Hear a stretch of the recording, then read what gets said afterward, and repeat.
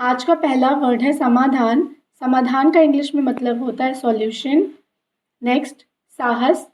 साहस को इंग्लिश में कहते हैं करेज। प्रभाव। प्रभाव को इंग्लिश में कहते हैं इम्पैक्ट। पूछताछ। पूछताछ को इंग्लिश में कहते हैं इन्वेस्टिगेशन।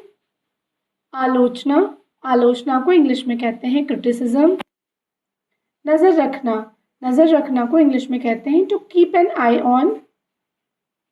बिगाड़ना को इंग्लिश में कहते हैं टू स्पॉइल। ढूंढना को इंग्लिश में कहते हैं सर्च। प्रोत्साहन देना। प्रोत्साहन देना को इंग्लिश में कहते हैं टू इनकरेज। शिकायत। शिकायत को इंग्लिश में कहते हैं कंप्लेंट। कंप्लेंट। उठाना। उठाना को इंग्लिश में कहते हैं टू लिफ्ट।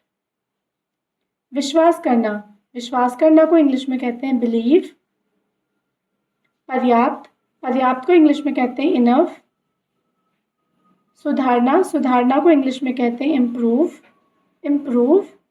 कल्पना करना। कल्पना करना को इंग्लिश में कहते हैं इमेजिन। इमेजिन।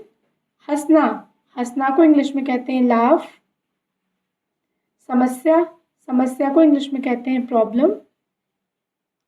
अनोखा। अनोखा को इंग्लिश में कहते हैं यूनिक।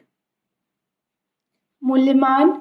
मूल्यवान को इंग्लिश में कहते हैं वैल्यूबल। वैल्यूबल। चलना। चलना को इंग्लिश में कहते हैं वॉक। इच्छा। इच्छा को इंग्लिश में कहते हैं विश।